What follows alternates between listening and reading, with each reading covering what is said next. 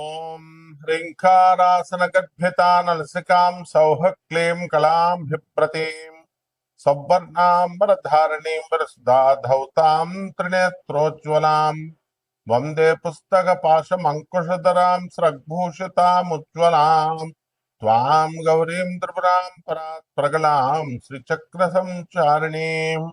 ఓం శ్రీ బెజవాడ కనకదుర్గాదేవ్యై నమః. శ్రీ దుర్గామల్లేశ్వరభ్యాం నమః.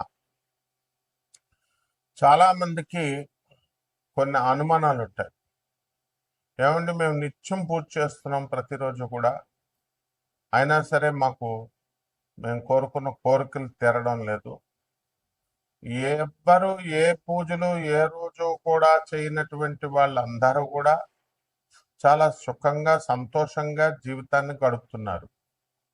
మరి మాకొచ్చేసరికి ఇల్లు లేదు, స్థలాలు కొనుక్కోలేకపోయాం, అలాగే మా పిల్లలందరూ కూడా మంచి ఉద్యోగాల్లోకి రాలేకపోయారు, పెళ్ళిళ్ళు అనేటటువంటి కొంతమందికి బ్రేక్ అయిపోయినాయి. ఇలాంటి రకాల సమస్యలు.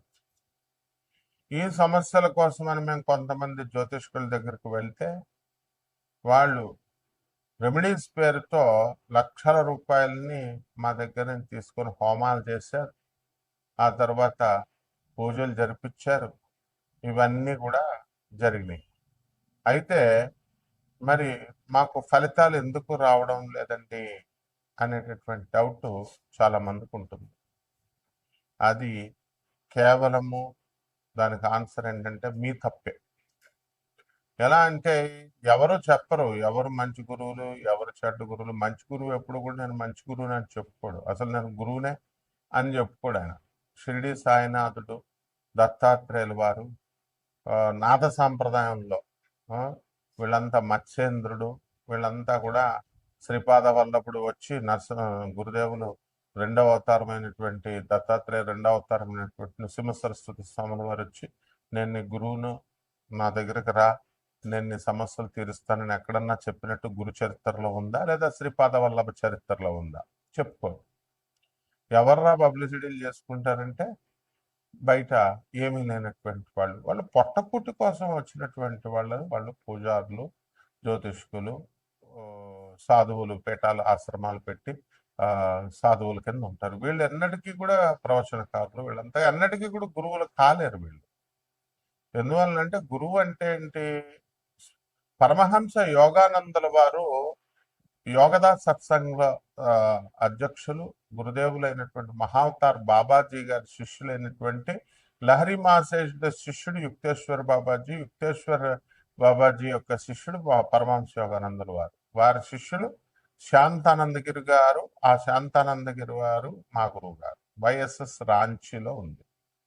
వీళ్ళంతా కూడా మరి అన్ని ఆనంద మార్గ ప్రభాకర్ రంజన్ సర్కార్ గారు, తర్వాత ఈ యొక్క రమణ మహర్షుల వారు, మాణిక్ మహారాజ్, వీళ్ళంతా కూడా కలుస్తూ ఉండేవారు. మరి వీళ్ళని యోగులు అనాలా, వీళ్ళని గురువులు అనాలా? మరి అలా కాకుండా మీరు ఎవరి దగ్గరికి వాళ్ళ దగ్గరికి వెళ్ళి సమస్యలకు పరిష్కారాలు చెప్పమంటే వాళ్ళ బ్రతుకులే వాళ్ళకి స్టాండర్డ్ లేదు, వాళ్ళ జీవితాలే వాళ్ళు సరి చేసుకోలేకపోతున్నారు. మీకేం చేస్తారు? పరమహంస యోగానందుల వారు మాత్రం క్లియర్గా చెప్పారు, what is the definition of a guru అని. A guru should be designated by the god. భగవంతుడు డిజిగ్నేట్ చేయాలి, గురువు కింద నియమించాలి. ఇప్పుడు సర్వజ్ఞ పీఠం ఉంది, జగద్గురులైనటువంటి ఆది శంకరాచార్యులు వారు వచ్చారు. ఆయన గురుదేవులుగా సాక్షాత్ పరమశివుడు కాబట్టి సర్వజ్ఞ పీఠానికి గురుదేవులుగా డిజిగ్నేట్ చేశారు. ఇప్పుడు మా గురువు గారు భారతీ తీర్థస్వాములు వారు ఉన్నారు. హీ వాజ్ డిజిగ్నేటెడ్ ఇన్ 1989 ప్లాంటిఫ్ ని ఆయన ఆ సర్వజ్ఞ పీఠాన్ని అధిరోహించారు. వారు జగద్గురువులు. అలా అండ్ ఆ గురువు పరంపర నుంచి రావాలి. అంటే ఇప్పుడు మనం ఒక పూజ చేస్తాం, ఆ పూజ చేసినప్పుడు దానికి ఫలితము ఆ గురుమండల వ్యవస్థ నుంచి రావాలి, దట్ సిస్టమ్ నుంచి రావాలి. వీళ్ళకేమొస్తాయి? వీళ్ళు మామూలుగా పాపం మీరు ఏదో దండం పెడతారు, వాళ్ళు కూడా పాపం ఏదో దండం పెట్టించుకుంటారు, ఆయురారోగ్యాలు ఉండాలని చెప్పి ఆశీర్వదిస్తారు, అంతవరకే చేయగలుగుతారు. కానీ ఆశీర్వాదం ఫలించాలంటే వాళ్ళకు వాక్సిద్ధి ఉండాలి, సాధన బలం ఉండాలి, డిజిగ్నేటెడ్ బై గాడ్ అయి ఉండాలి వాళ్ళు, ఇవన్నీ ఉండవు. కాబట్టి మన భ్రమలో మనం వెళ్తూ ఉంటాము. గురుగారు గురుగారు అని చెప్పేసి దండాలు పెడుతూ ఉంటారు, వెళ్తూ ఉంటారు. ఓకే, ఇట్స్ ఓకే, తప్పేం లేదు. ఎవరికి చేసినా సరే సాక్షాత్తు శ్రీకృష్ణ పరమాత్మకే చెందుతుందన్నారు, బాగుంది. దండాలు అయితే శ్రీకృష్ణుడు తీసుకుంటాడు, మరి రిజల్ట్ వీళ్ళు ఇవ్వాలి కదా, వీళ్ళు కదా మీకు హామీలు ఇచ్చి డబ్బులు తీసుకున్నది, హోమాలు చేసింది. కాబట్టి వీళ్ళకి ఆ శక్తి లేనప్పుడు, ప్రగల్భాలు చెప్పినప్పుడు బుద్ధి లేనటువంటి మీరు విన్నారు, అందువలన తప్పు మీదనమాట. ఏం పరమహంస యోగానంద కనబడలేదా, ఆదిశంకర్లు కనబడలేదా, స్వామి వివేకానంద కనబడలేదా, రామకృష్ణ పరమహంస కనబడలేదా, ప్రభాత్ రంజన్ ఆనంద సర్కార్ ఆనందమూర్తి గారు కనబడలేదా, పరమహంస యోగానందల వారు కనబడలేదా? వినరు, మీరు చెప్పినా వినరు. అండ్ ఏంటంటే ఒక్కసారి ఫోన్ కొడతారు. అక్కడ వాట్సాప్ ఓన్లీ అని మనం పెట్టినా సరే నాయన, ఆ, మీరు ఖచ్చితంగా ఫోన్ కొడతారు. ఫోన్ కొట్టి గురుగారండి, ఇంకా గురుగారు బాత్రూంలో ఉన్నారు, లేకపోతే ట్రావెలింగ్లో ఉన్నారు, పూజలో ఉన్నారు, కాలేజీలో ఉన్నారు, నేను యూనివర్సిటీలో ఉన్నాము, ఏం చూడరు. ఇంక కొట్టేస్తే మీరు కొట్టేసిన టైం మేము ఎత్తేయాలి, ఎత్తేసి మేము చెప్పేసేయాలి. ఆ తర్వాత చేయమంటే ఇంక మళ్ళీ చేయడాలు ఉండవు. ఇక్కడ వాట్సాప్ పెట్టమంటే పెట్టడాలు ఉండవు. మంత్రాలు తీసుకుంటారు, దాని ఫాలో అప్ చెప్పరు. ఫాలో అప్ చెప్పండిరా అంటే గంట గంటకు ఫాలో అప్ చేసి గురుగారు ఇప్పుడు స్టార్ట్ చేస్తున్నానండి, తర్వాత రేపు స్టార్ట్ చేస్తానండి. ఇయ్యా ఒక పరంపరలో వెళ్ళాలి. తర్వాత ఏమన్నా తిడితే అలిగేస్తారు. మీకు కావాల్సిన యక్షిణి మంత్రాలు, యక్షిణి చీల్చేస్తుంది. యక్షిణి అంటే ఏంటనుకుంటున్నారు? ఈ యూట్యూబ్ లో ఉన్నటువంటి యక్షిణి దేవతల గురించి చెప్పిన వాళ్ళకి వీళ్ళకి ఏం తెలియదు. వాళ్ళకి యక్షిణి ఒక ఆత్మ అంటాడు, ఒకడు చచ్చిపోయిన ఆత్మ, ఒకడు అయిపోయింది అంటాడు. వాడేమో సిద్ధి పొందేసిందని ఆ ఛానల్ వాళ్ళు ప్రచారం, మనం వెళ్ళడం మానేస్తే ఆ ఛానల్ వాళ్ళు ప్రచారం, ఇలా రకరకాలుగా. ఈ యక్షిణి అనేటటువంటిది మలమూత్రాలు తినాలంటాడు ఇంకొక దౌర్భాగ్యుడు. ఆ తర్వాత రొమాన్స్ చేస్తుంది మీకు అర్ధరాత్రులు వచ్చి అని చెప్తాడు ఇంకొక రాస్కెల్. ఇదే యక్షిణి దేవతల గురించి చెప్పింది. వాళ్ళ పేర్లోనే ఉంది దేవతలు అని, యక్షిణి దేవతలు అని, యక్ష గంధర్వ కిన్నెర కింపురుష దేవతలు.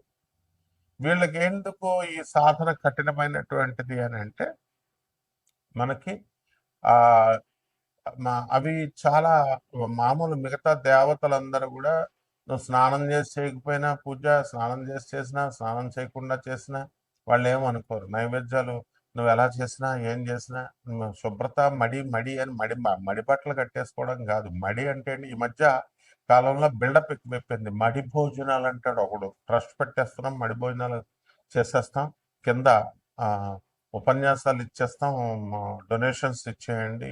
ఆ, ఇక్కడ కాశీలో ఎవడో అనామకుడు, వాడు ఎవడో కట్టేవాడు, అంతకుముందు అరుణాచలం గురించి పబ్లిసిటీ చేశాడు ఆయన.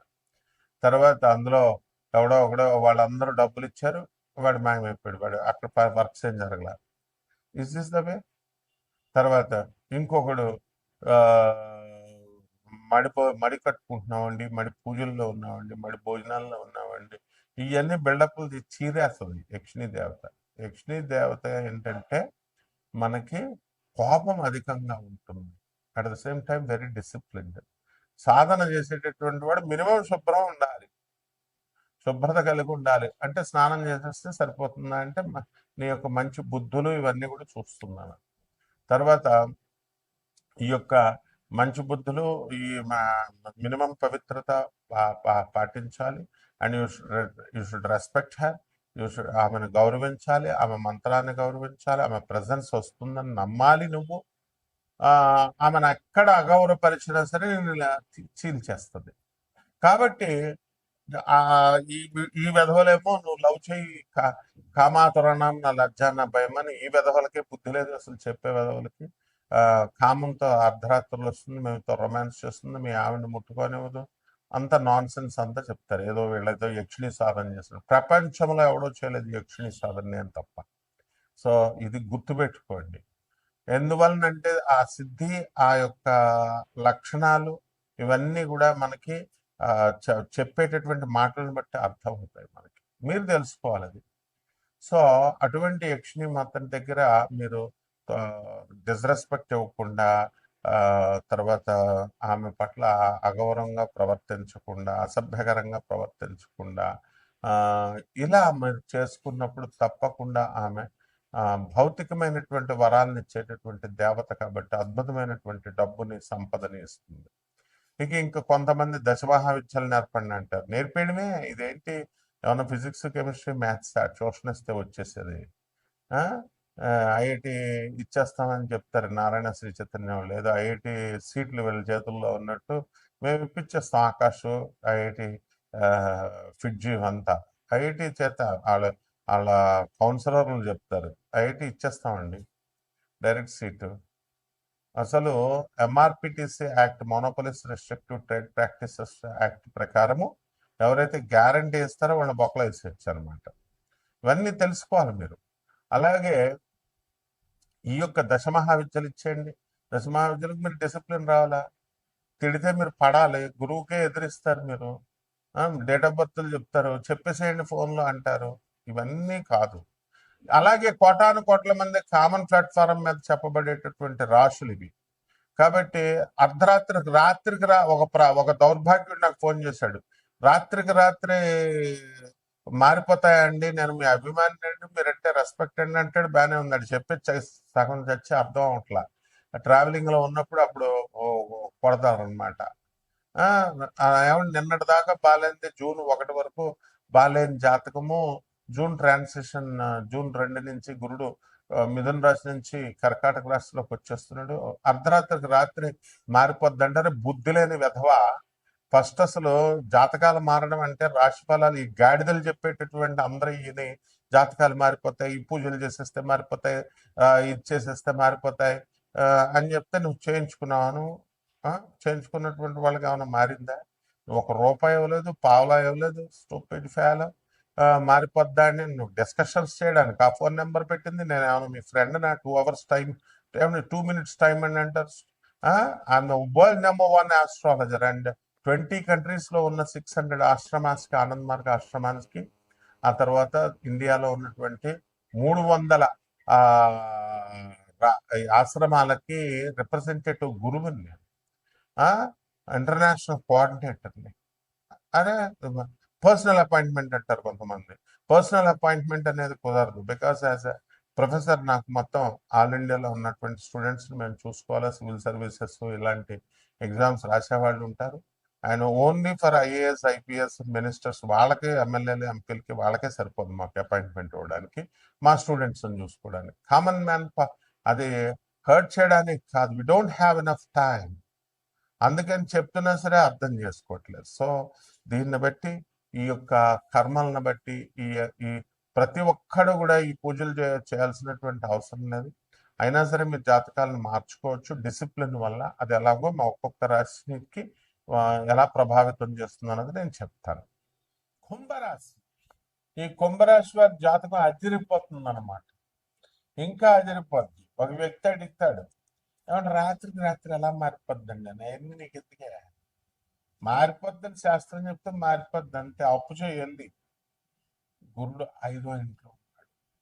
5వ ఇంట్లో ఉన్నటువంటి గురుడు 6వ ఇంట్లో వచ్చాడండి, ఇంక డబ్బులు రావండి అని మీకు మీరే జ్యోతిష్కులు అయిపోతే మేము ఎందుకు నాయన ఇంకా చెప్పండి. జన్మంలో ఉన్నటువంటి రాహుగ్రహ ప్రభావం వలన మీకు ఎక్కువ కాన్సన్ట్రేషన్ ఉండదు. దానివల్ల ఏ పని మీద ఏకాగ్రత పెట్టరు. ఎన్ని మంచి పనులు చేసి మొత్తం ఫ్యామిలీని పోషిస్తున్నా ఫ్యామిలీ నన్ను గుర్తించట్లేదు అనేటటువంటి అసంతృప్తి మీ మీద ఉంటుంది. ఉద్యోగాల్లో ఇన్సెక్యూరిటీ అనేటటువంటిది లేదు. సెక్యూర్డ్ భావంతో ఉద్యోగం బ్రహ్మాండంగా చేస్తారు.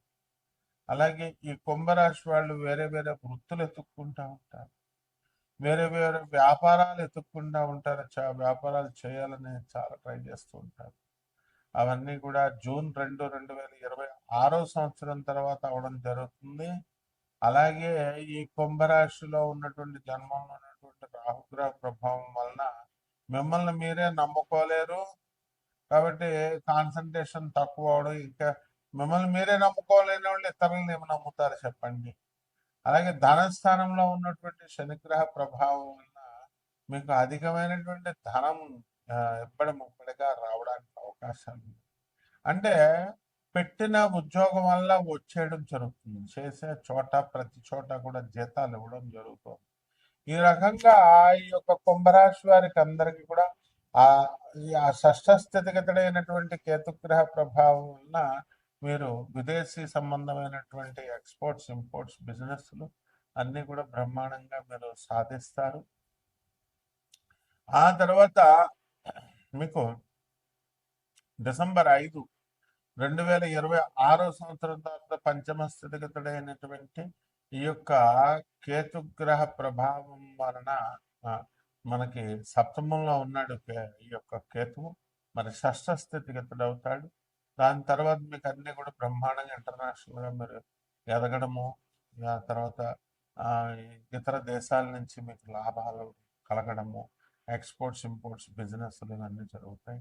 ఇప్పుడు సప్తమ సెల్లో ఉన్నటువంటి కేతువు కూడా మీకు మేలు చేస్తాడు, కానీ భార్య యొక్క ఆరోగ్యం గురించి మీరు ఎక్కువగా ఆలోచించడము ఇలాంటివన్నీ కూడా చేయడం జరుగుతాయి. అలాగే ఎయిర్ నైట్స్ ఏం జరుగుతుందో కాబట్టి మీరు ఎన్ని మంచి పనులు చేస్తున్నప్పటికీ కూడా మీకు ఆ మంచి పేరు అనేటటువంటిది మీకు రాదనమాట. కాబట్టి అయినప్పటికీ కూడా నిరాశపడకుండా జాగ్రత్తగా చేసుకోండి. ఇక పరిహారాల దగ్గరికి వచ్చేసరికి ఎయిర్ నైట్స్ అని జరుగుతుంది కాబట్టి శని జపం చేయండి, శని స్తోత్రాలు చదవండి. శనికి కిలోంపావు నల్ల నువ్వుల నల్లని వస్త్రాన్ని ఇచ్చి పేద బ్రాహ్మణులకు శనివారం నాడు ఉదయం 7 గంటలకి దానం చేసుకోండి. అలాగే 8, 7 కుదరకపోతే 8కి.